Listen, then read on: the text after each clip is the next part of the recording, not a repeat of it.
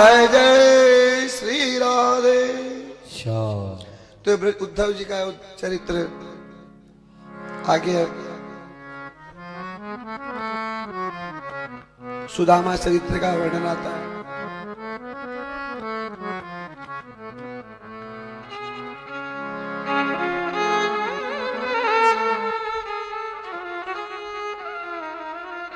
सुदामा जिसके नाम की ही यदि व्याख्या की जाए, सु धन दामा, दाम का अर्थ होता है रस्सी और दाम का अर्थ होता है गुण। दाम का एक अर्थ होता है रस्सी और दाम का एक गुण होता है, अर्थ होता है गुण। जिसके गुण सु यानी सुंदर, जो सुंदर गुणों से युक्त हो वो सुदामा। और पत्नी सुशीला, जिसके सारे आचरण शुभ हो वो पत्नी सुशीला।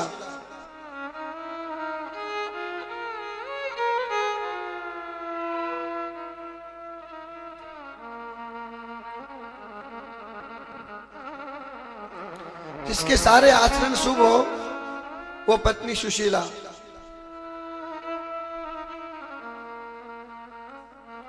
कितनी सुंदर गृहस्थी, संत आचरण के पति, दिन रात श्री कृष्ण श्री कृष्ण श्री कृष्ण। समस्त चेष्टाएं जिसकी कृष्ण की ओर ही जाती है।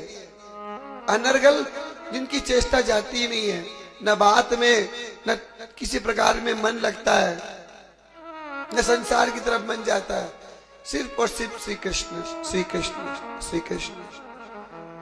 इतने सुंदर गुणों से युक्त सुदामा, क्योंकि महत्व बुद्धि जो है वो धन में नहीं थी, इसलिए समय समय समय समय रहते एक दिन गरीबी से, दरिद्रता नहीं कहूंगा, गरीबी आ गई। सुदामा दरिद्र नहीं थे, सुदामा गरीब थे। दरिद्र तो वो है, शास्त्र कहता है या यश्य तृष्णा विशाला स दरिद्रा। जिसकी तृष्णाएं विशाल हो, 5 लाख पढ़े हैं उनका उपयोग नहीं करना है, 10 करना है। 10 पढ़े हैं उसका उपयोग नहीं करना है, 20 करना है। जिसकी तृष्णाएं विशाल हो वो दरिद्र है, तो दिन रात पीछे भगता है। वो तो शांत स्वभाव की, उनके मन में इतनी स्थिरता है। सुदामा दरिद्र नहीं हो सकते। सुदामा गरीब हो गए, क्यों हो गए? कि जो महत्व बुद्धि वो धन की ओर नहीं थी। देखो 2 बुद्धि होती है, महत्व बुद्धि। उठते ही व्यक्ति जिस चीज को पहले प्रिपेयर करता है, जिस पे पहले महत्व देता है। जैसे आप उठे, पहले चाय पी, अखबार देखा, फिर कुछ दबाया, फिर प्रेशर बना, फ्रेश होने गए, फिर स्नान किया, फिर स्नान करने के बाद में फिर अब ऑफिस जाना, लेट हो रहा हूं, अब फटाफट में भगवान के 2 मिनट में अगरबत्ती करी। तो महत्व बुद्धि भगवान में रही क्या? पहले उठे, 10-20 मिनट चाय पिया, 1 घंटा अखबार को दिया, 20 मिनट प्रेशर बनाने में लगाए, फ्रेश हुए, आधा घंटे में मलमल के स्नान किया, और फिर जब भगवान का समय है, अब लेट हो रहा हूं, फटाफट चलो ऑफिस जाना है। और महत्व बुद्धि परमात्मा में होती तो उठते ही फटाक से स्नान किया, बिना किसी के टच किए सीधा मंदिर में ठाकुर सेवा करी, फिर बाद में आके कुछ चाय पानी लेनी है। महत्व बुद्धि ये होती है। और महत्व बुद्धि चूंकि परमात्मा में ही थी, अन्यत्र थी नहीं। सुदामा को वित्त कमाने का लोभ ही नहीं रहा, तो धीरे दिन गरीबी आती रही। पड़ोस से कुछ बार, कई बार मांग के भी लाना पड़ता, कई बार कुछ स्थिति ऐसी हो जाती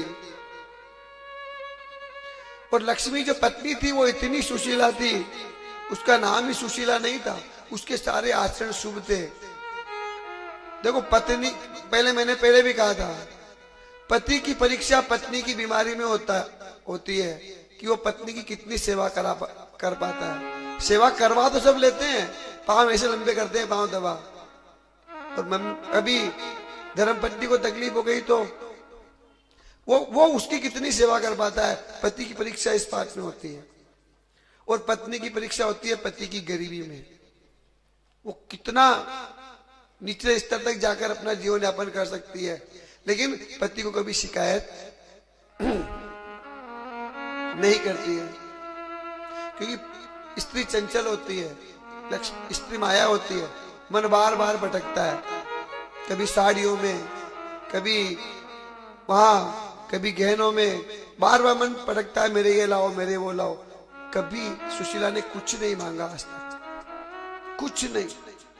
साड़ी भी जो पहनी थी वो 10 जगह से सिली हुई थी, फिर भी निभ रही थी, और मुख पर सदैव प्रसन्नता रहती थी। सुदामा संध्या करके उड़ते, उस फटी हुई साड़ी को ही उनके चरणों के नीचे लगाती, उनके चरणों को उस पर रखकर रज लेती, प्रणाम करती। इतनी सुशील, कभी शिकायत नहीं की। एक दिन स्थिति ऐसी बन गई, भोजन बनाने के लिए पात्र में देखा, 2 पुत्र संतान थी उनके, 4 लोग कुल थे। पात्र खोला, मात्र 5 चावल के दाने निकले। पति से कहा कि आज तो 5 ही चावल है। सुदामा जी ने कहा 5 चावल को पका लो, एक गोविंद के भोग लगाना, एक बच्चों को, 2 बच्चे थे, 1 चावल दोनों को देना, 1 चावल हम खाएंगे, जल पिएंगे, प्रसन्न। अगले दिन तो चावल भी नहीं रहे। सुदामा जी ने कहा कि आज भगवान को जल का ही भोग लगाओ, जल पी के रहेंगे। न सुदामा भगवान से शिकायत करते, न सुशीला सुदामा से शिकायत करती। अब कुछ नहीं, एक दिन स्थिति हो गई, बच्चे भूख से बिलख रहे हैं, बच्चे भूख से बिलख रहे हैं, बार बार माँ को कह रहे हैं माँ भोजन, माँ भोजन। पड़ोस से भी माँ मांग के लाती कई बार, वो भी दुखी हो गई, पड़ोसी भी ताने देने लग गए, रोज रोज की गाई। उनकी स्थिति को देखकर, बच्चों की स्थिति को देखकर सुशीला के आंख में आंसू आ गए, बहने लगे। शिकायत नहीं करी है, सिर्फ आंसू बह रहे हैं। उस स्थिति को सुदामा जी ने देख लिया। सुदामा जी आए, सुशीला के आंखों पूछे, आंसू पोछे अपने हाथों से। हो तेरे नैना क्यों भरा, तेरे नैना क्यों भरा, तेरे नैना क्यों भरा,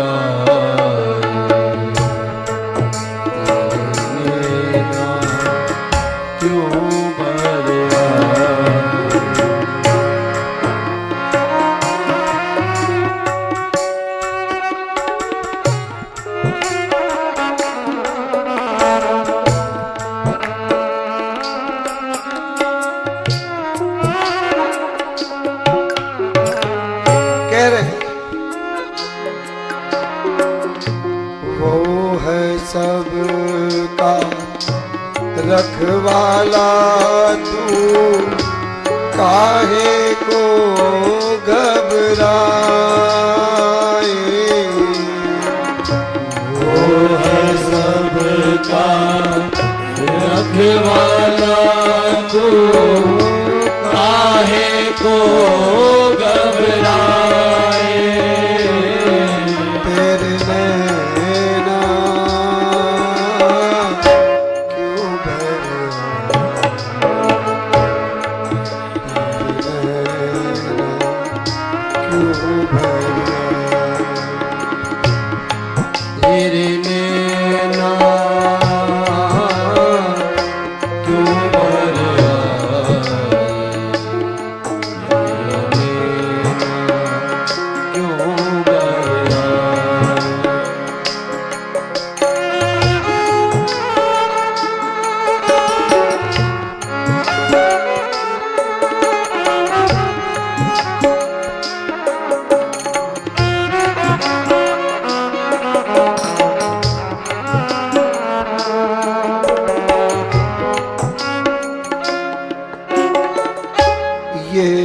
आंसू ये दुख ये सारे ले जा प्रभु के द्वारे। हो ये आंसू ये दुख ये सारे ले जा प्रभु के द्वारे।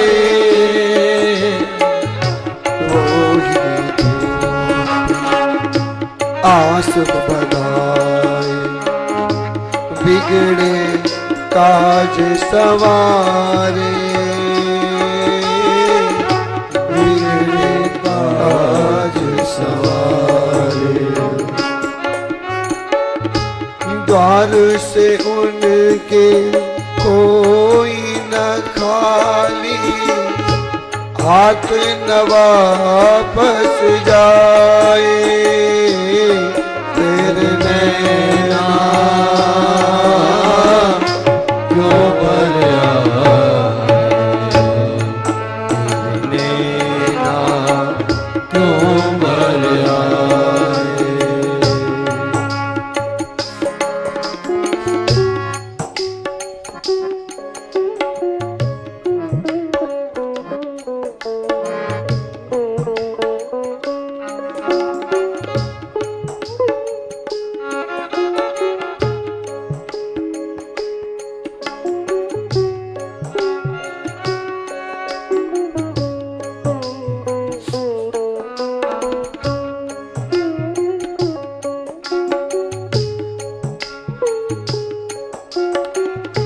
जीवन की ये धूप ये छाव सब है खेल तमाशा।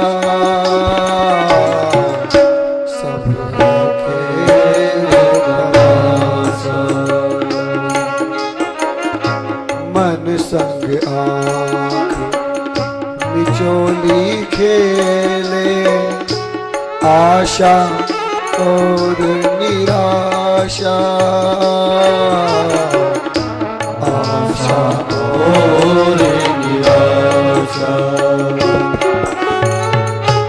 आज दुख है कल सुख होगा काहे नीर बाए। आज दुख है कल सुख होगा काहे नीर बाए। तेरे नैना क्यों भर आए। तेरे नैना क्यों भर आए। तेरे नैना क्यों भर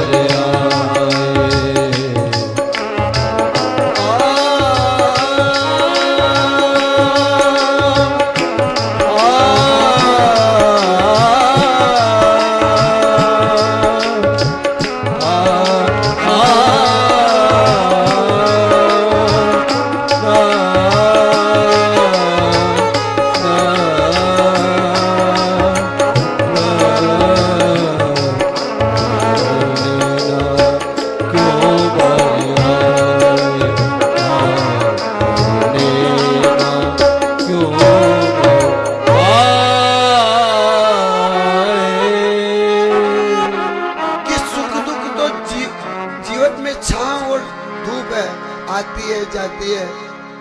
आज दुख है तो कल सुख होगा काहे नीर बहाए। तेरे नैना क्यों भराए। सुशीला को ढाढ़स बना रहे हैं। सुशीला ने हाथ जोड़कर विनती करी, पति देव मैंने जीवन पर्यंत आपसे कुछ नहीं मांगा, लेकिन आज बच्चे भूखे मर रहे हैं नाथ। आपके मित्र आप कहते हैं द्वारकाधीश मेरा मित्र है, द्वारकाधीश मेरे मित्र है। मैं ये नहीं कहती आप वहां कुछ मांगने जाओ, कुछ याचना करने जाओ। आप दर्शन करने तो जा सकते हो। और मन में ये बात है कि द्वारकाधीश के दर्शन करने जाएंगे तो द्वारकाधीश इतने दयालु है उनकी सुध आएगी तो वो जरूर कुछ करुणा करेंगे, याचना करने की वहां आवश्यकता नहीं पड़ेगी। इस बात को सुनकर सुदामा बड़े प्रसन्न हुए कि क्या भली बात कही तूने। इसलिए नहीं कि वहां से कुछ लेना है, अरे कम से कम तूने गोविंद को स्मरण तो किया, मुझे स्मरण कराया, मेरे मित्र को मुझे मिलने जाना चाहिए, और मित्र के घर पे जाने में कोई हानि नहीं है। लेकिन एक समस्या है, वो द्वारकाधीश है, वहां लोग बड़ी बड़ी भेंट चढ़ाते हैं, मैं गरीब ब्राह्मण में क्या लेके जाऊं, मेरे पास तो कोई वस्त्र नहीं है राजसी वस्त्र जो पेश करूं, मेरे पास कोई ऐसा कोई उपहार नहीं है जो मैं द्वारकाधीश के समक्ष। मां ने, सुशीला ने कहा कि प्रभु वो तो भाव के भूखे हैं, आप अपने भावों को प्रकट करेंगे कि नहीं मैं मित्र हूं, मुझे कुछ तो लेकर जाना चाहिए। लेकिन तभी सुशीला ने कहा रुको, दौड़ के गई और कहीं से 3 मुट्ठी चावल 3 घर से मांग मांग के लाई, और फटी पुरानी पोटली में उसको बांधा। कहना गोविंद को कि भाभी ने याद किया है, हमारी कब सुध लोगे। सुदामा अब चले हैं,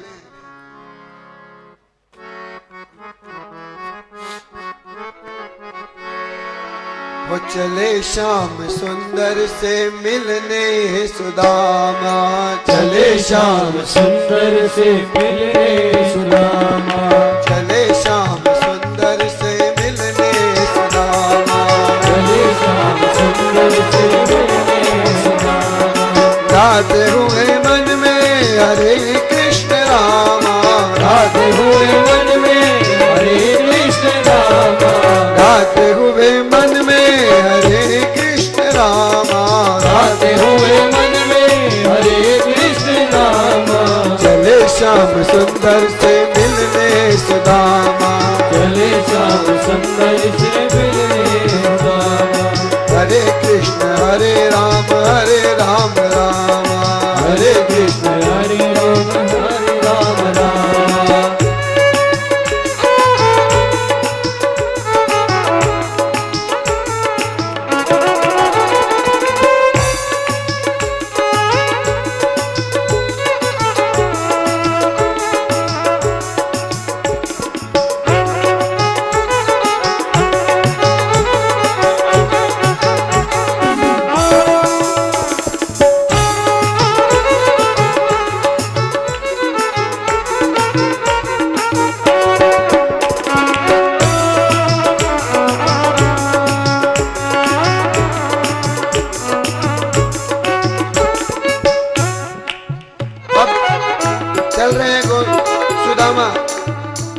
सुदामा जा रहे हैं उस मार्ग पर, एक तो धूप, कड़ी धूप पड़ रही है, पहनने को चप्पल नहीं, एक डोरी से लोटे को बांधा है, गले पे डाल लिया है, कहीं मार्ग में पानी का साधन होगा तो पी लूंगा।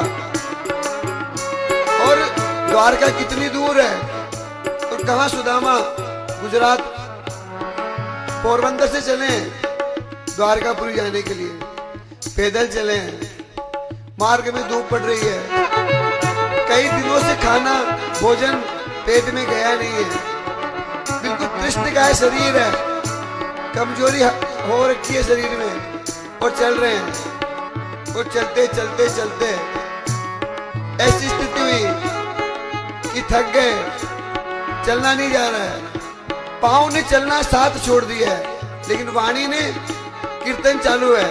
चले श्याम सुंदर से मिलने सुदामा, चले श्याम सुंदर से मिलने सुदामा।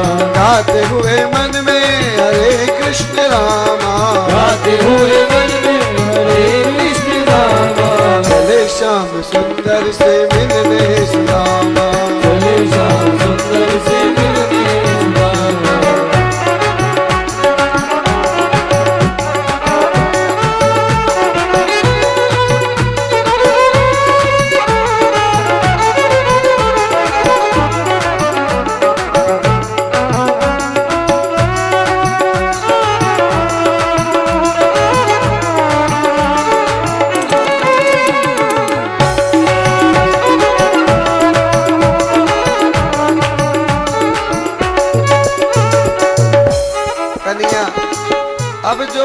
जी हैं, स्थिति ये हो गई कि बेहोश होकर गिर पड़े।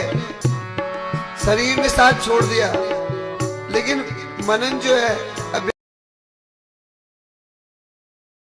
हरे कृष्ण रामा गाते हुए मन में, हरे कृष्ण रामा गाते हुए मन में, हरे कृष्ण रामा गाते हुए मन में, हरे कृष्ण रामा। चले श्याम सुंदर से मिलने सुदामा, चले श्याम सुंदर से मिलने सुदामा।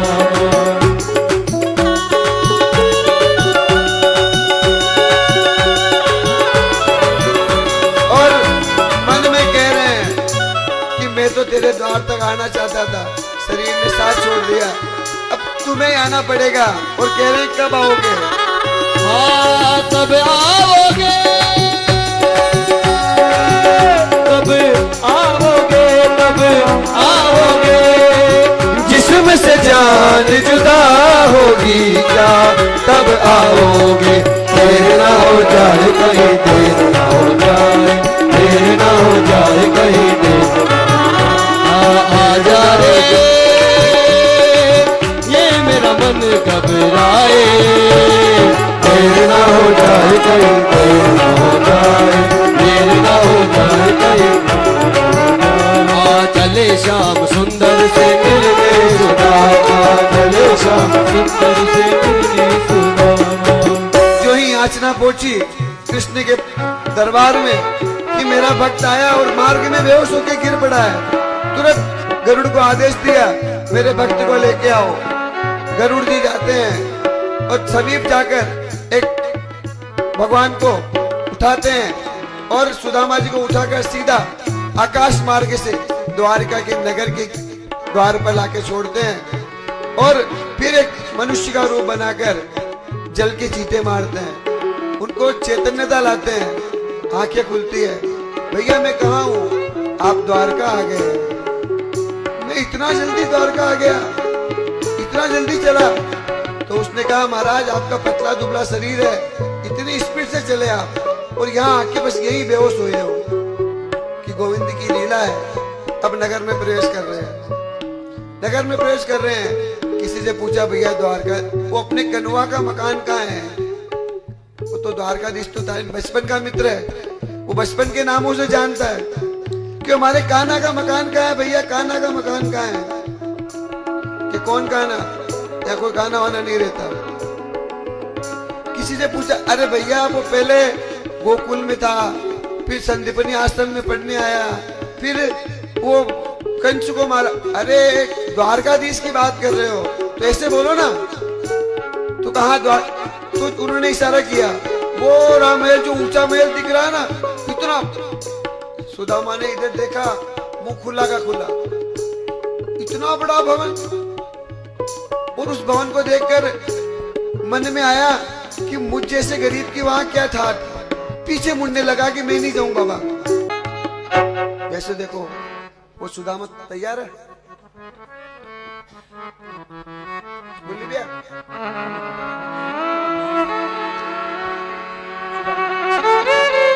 हेलो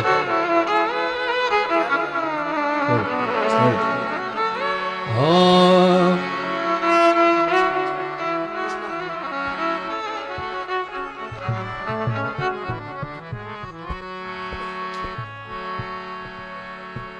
वैसे भागवत जी में स्पष्ट रूप से बता दूं, भागवत जी में कहीं नहीं लिखा है कि सुदामा को किसी द्वारपाल ने रोका, क्योंकि ब्राह्मणों का कोई रोकता नहीं था द्वारका में। पर कथानक के अनुसार गोविंद पधारे हैं। ऊपर आवाज बोली कृष्णचंद्र भगवान की जय हो।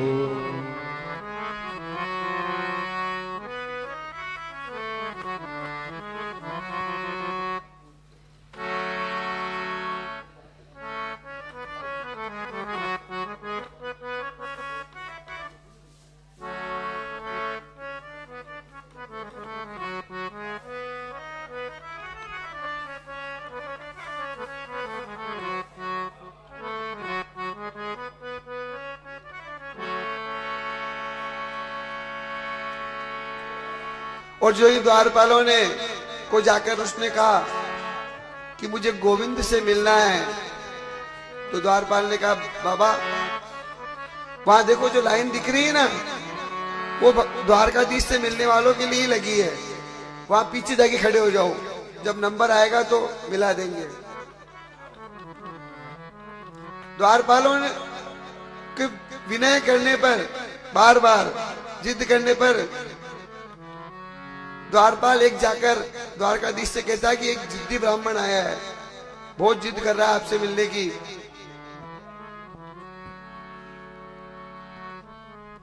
और वो कह रहा है कि द्वारपालों कन्हैया से कह दो।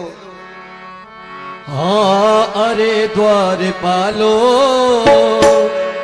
कन्हैया से कह दो कि दर पे सुदामा करीब आ गया है, दर पे सुदामा करीब आ गया है। हाँ भटकते भटकते न जाने कहाँ से, भटकते भटकते न जाने कहाँ से, हमारे महले के करीब आ गया है, हमारे महले के करीब आ गया है। बोले कृष्णचंद्र भगवान की।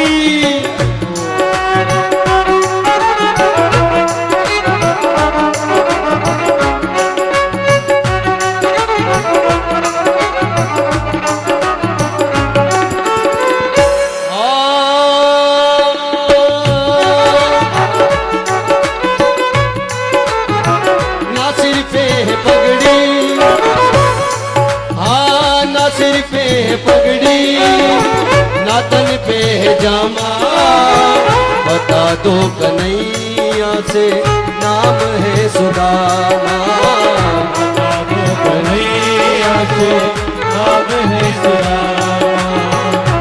न सर पर है पगड़ी न तन पर है जामा, बता दो कन्हैया से नाम है सुदामा। पगड़ी ना तन पे है जामा, बता दो कन्हैया से नाम है सुदामा, बता दो कन्हैया से नाम है सुदामा। एक बार मोहन से जा कर के कह दो, एक बार मोहन से जा कर के कह दो कि दर पे सुदामा करीब आ गया है, दर पे सुदामा करीब आ गया है।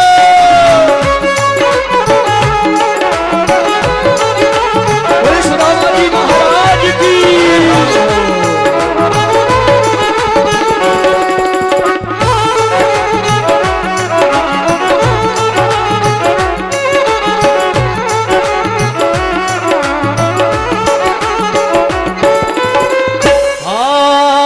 सुनते ही दौड़े चले आए मोहन, सुनते ही दौड़े चले आए मोहन, लगाया गले से सुदामा को मोह।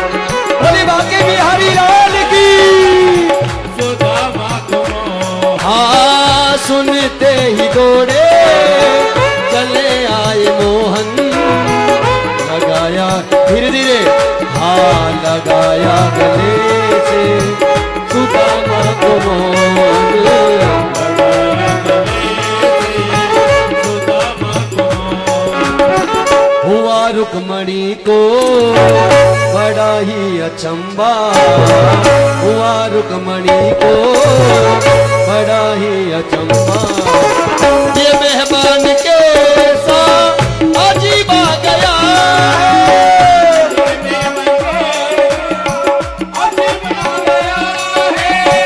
अरे द्वारपालो कन्हैया से कह दो, अरे द्वारपालो कन्हैया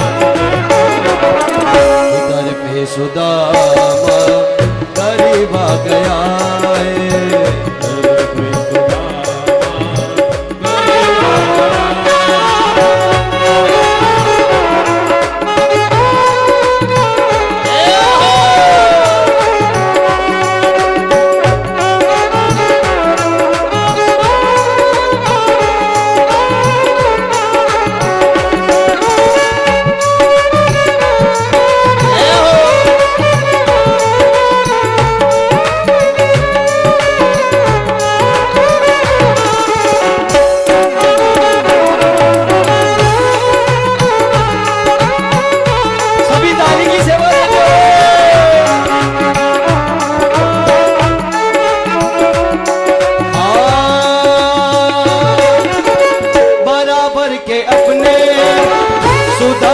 बिठाए बराबर में अपने सुदामा बिठाए चरण आंसुओं से श्याम ने दुलाए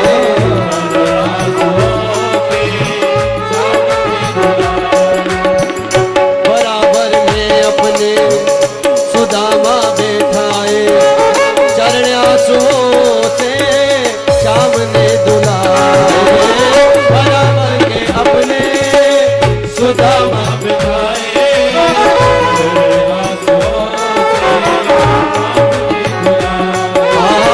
चरण आंसुओं ना घबराओ प्यारे जरा तुम सुदामा ना घबराओ प्यारे जरा तुम सुदामा खुशी का समा तेरे करीब आ गया है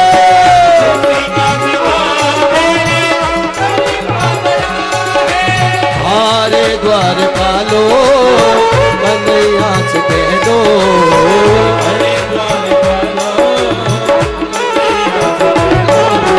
और सभी से निवेदन है दोनों हाथ उड़ाते हुए ताली बजाते मिलने सुदामा करीब आ गया मिलने सुदामा अरे द्वार डालो कन्हैया को दे दो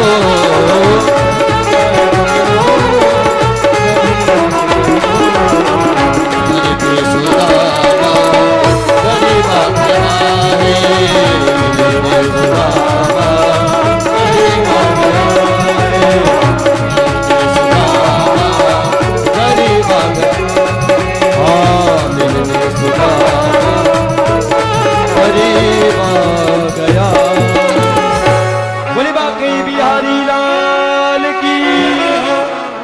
सुदामा जी महाराज की जय हो। आप लीला का आनंद में आप सब बैठे तभी आपको लीला का आनंद आएगा। अभी सब आप अपने यथास्थान में विराजमान हो जाइए अपने अपने स्थान पे विराजे और आप सब खड़े हो जाएंगे तो जो लीला होगी वो आनंद में आएगा।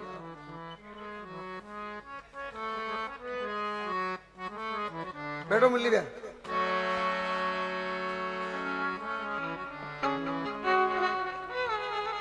गोविंद को जो ही सूचना हुई गोविंद दौड़े हैं नंगे पांव और जाकर गले लगाया।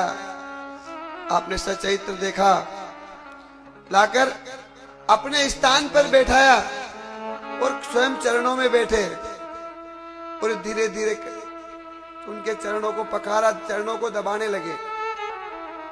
तभी रानी आती है कि ऐसा कौन सा विशेष मेहमान आ गया है कि द्वारकाधीश आप लोग ये बाद में कर लेना चढ़ावा अगर थोड़ा सा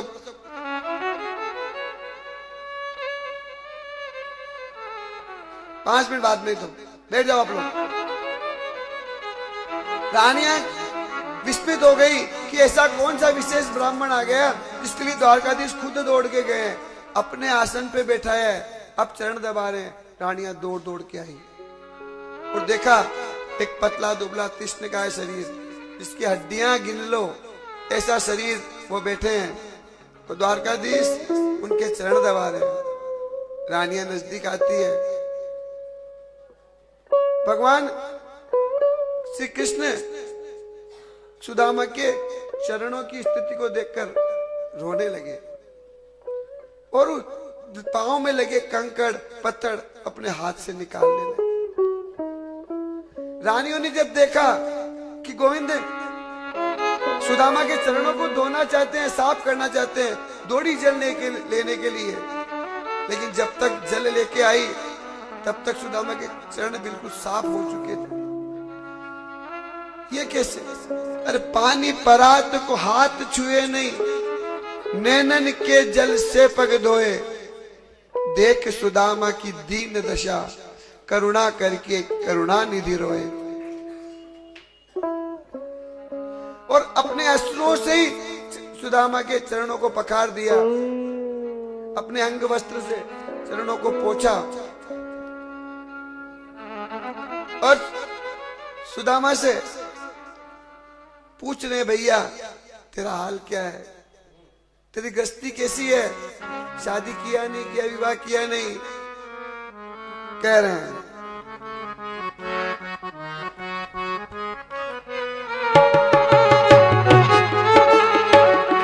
बता मेरे यार सुदामा रे, भाई घने दिनों से आया। मेरे यार सुदामा रे, घने दिनों में आया। बता मेरे यार सुदामा रे, भाई घने दिनों से आया। बता मेरे यार सुदामा रे, घने दिनों में आया।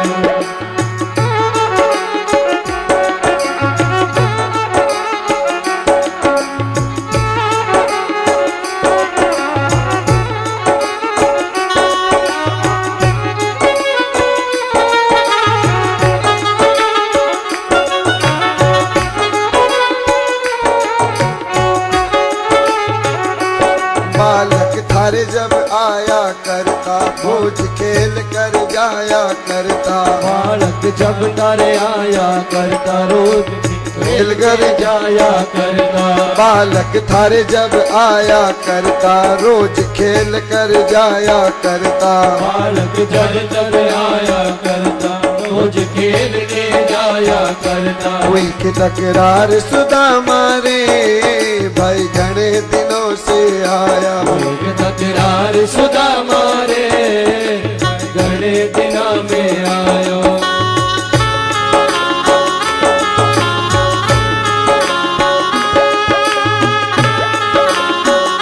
दोनों हाथ से ताली सेवा।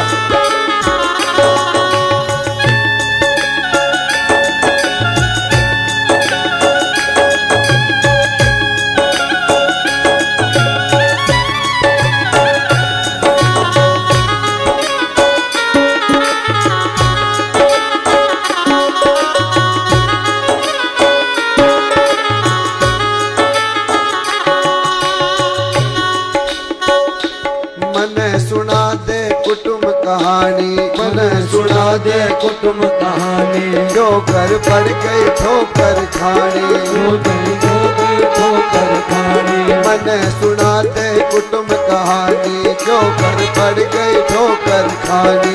मन सुना दे कुटुंब कहानी, जो कर गई ठोकर खानी। टोटे की मार सुदामा रे, भाई घने दिनों से आया।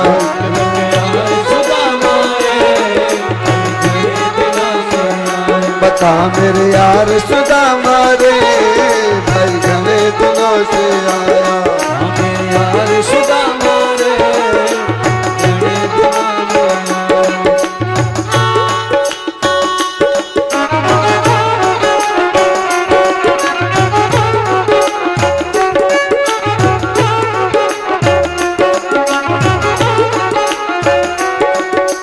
भाई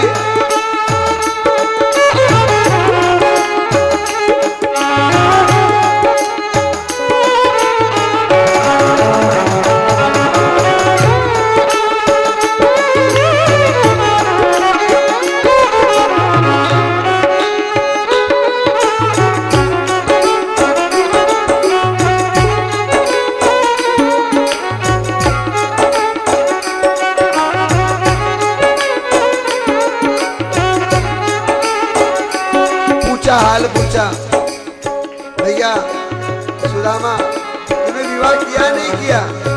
अरे बचपन में तो तू बहुत शर्मिला था, तुझे योग्य कन्या मिली नहीं मिली, और अगर विवाह किया तो बच्चे बच्ची हुए, भतीजे भतीजी हुए नहीं हुए, मुझे सबका हाल बता। कह रहे हैं सब बच्चों का हाल सुना दे, मिस्राइल की बात बता दे। सब बच्चों का हाल सुना दे, मिस्राइल की बात बता दे। सब बच्चों का हाल सुना दे, मिस्राइल की बात बता दे। सब बच्चों का हाल सुना दे, मिस्राइल की बात बता दे। सब बच्चों का हाल सुना दे, मिस्राइल की बात बता दे। सब बच्चों का हाल सुना दे, मिस्राइल की बात सुना दे। ले गया हाल सुदामा रे, भाई घने दिनों से आया। जो गया हाल सुदामा रे, घने दिनों तार मेरे यार सुदामा रे भाई घड़े दिनों से आया मेरे यार सुदामा रे घड़े दिनों में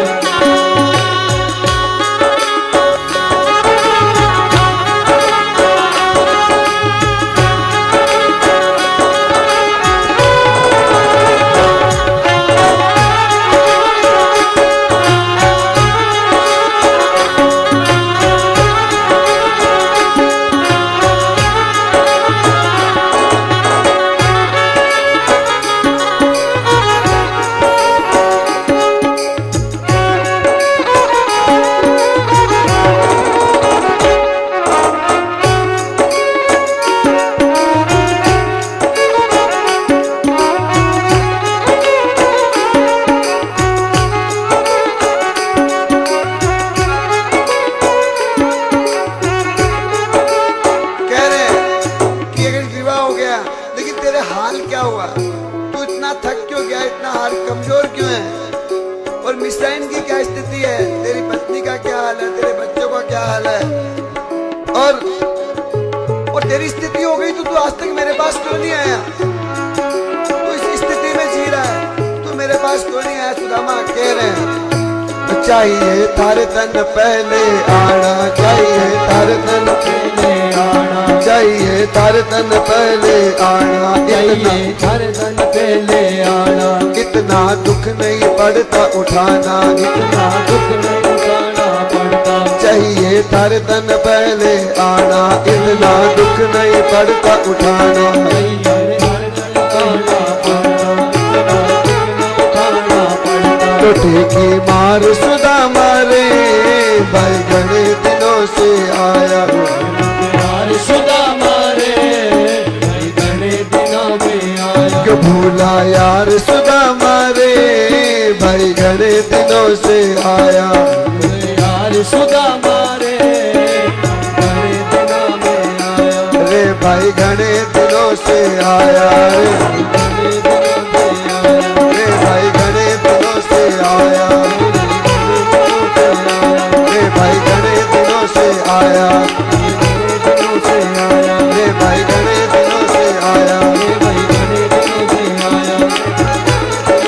आया, रे भाई घने दिनों से। चर्चा कर रहे हैं, सुदामा भी पूछ के पलट के प्रश्न करता है कि भाई मेरे बारे में तो मैंने बताया, अब तू तो बता, अब भगवान से तू करके बात कर रहा है, क्योंकि दोनों मित्र हैं। तो कृष्ण से कह रहा है कि गोविंद तुम भी तो राज दरबार, अब तो द्वारकाधीश बन गए हो, तुम्हारे तो बड़े ठाट हैं, और तुम्हारी पत्नी कहाँ है, मेरी भाभी कहाँ है? तो गोविंद ने कहा अभी बुलाता हूं, और कहा कि आप जाइए और सुदामा जी के लिए सुंदर स्नान की व्यवस्था करिए, जल लेकर आइए, पत्नी से कहा।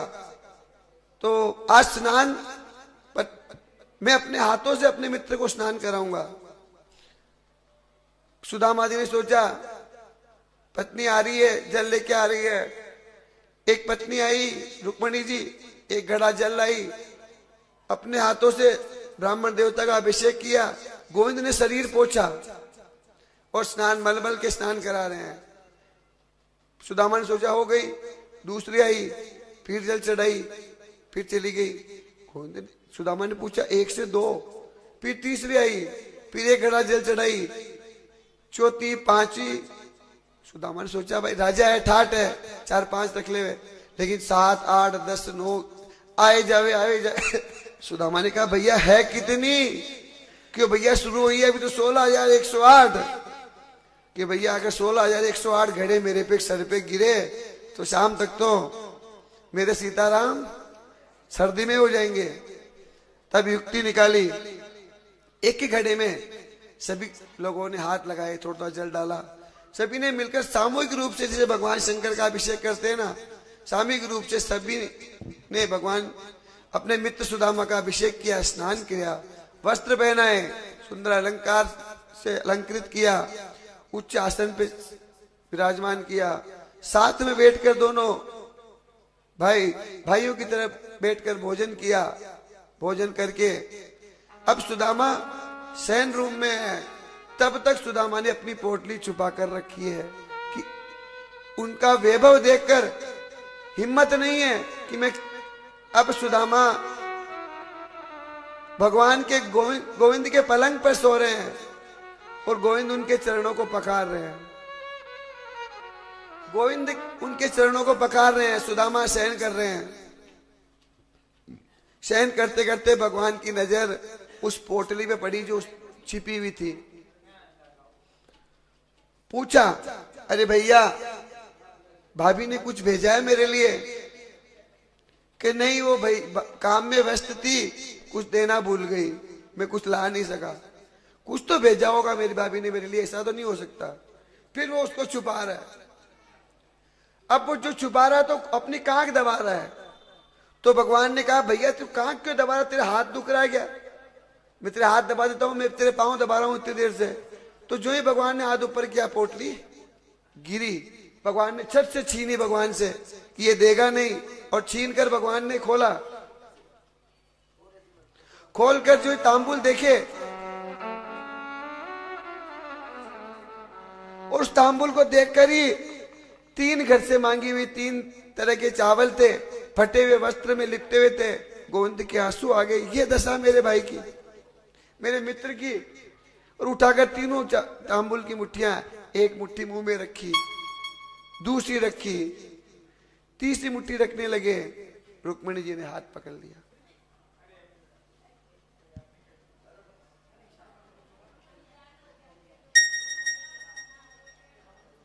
कहा, गोविंद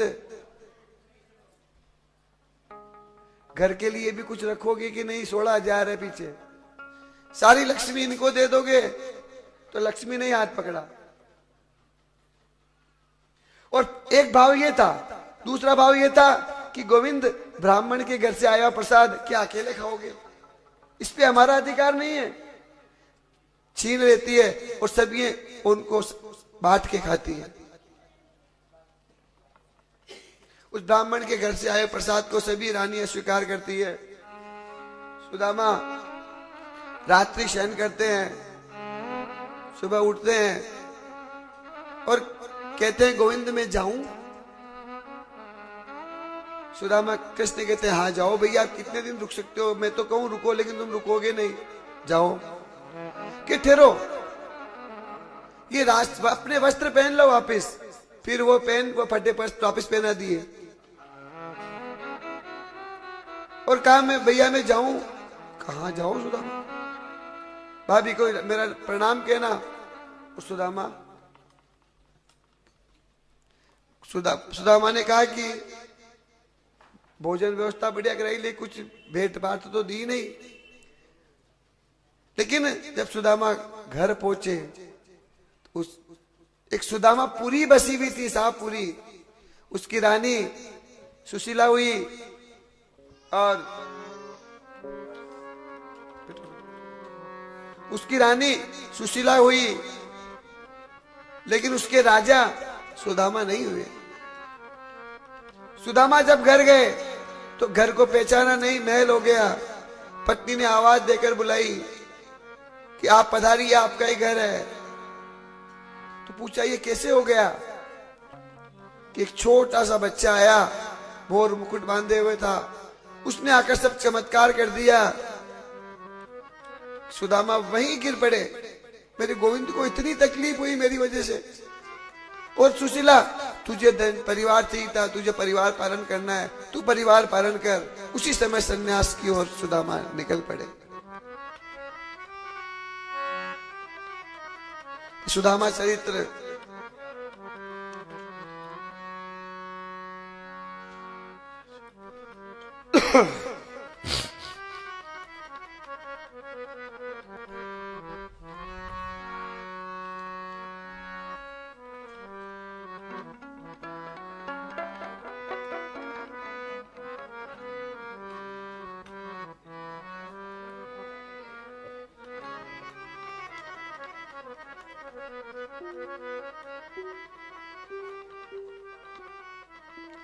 आगे भगवान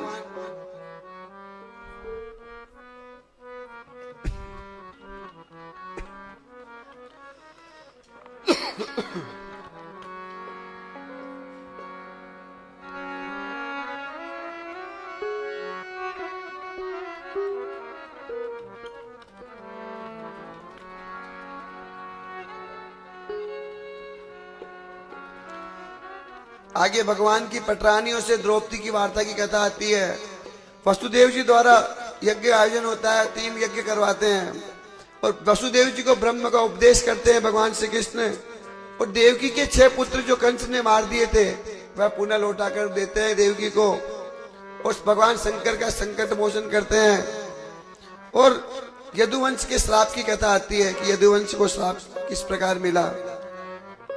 दुर्वासा ऋषि यदुवंश को श्राप देते हैं कि पूरा वंश नष्ट हो जाएगा। कारण ये हुआ कि यदुवंशी इतने करोड़ों की संख्या में हो गए, इतना उपद्रव करने लगे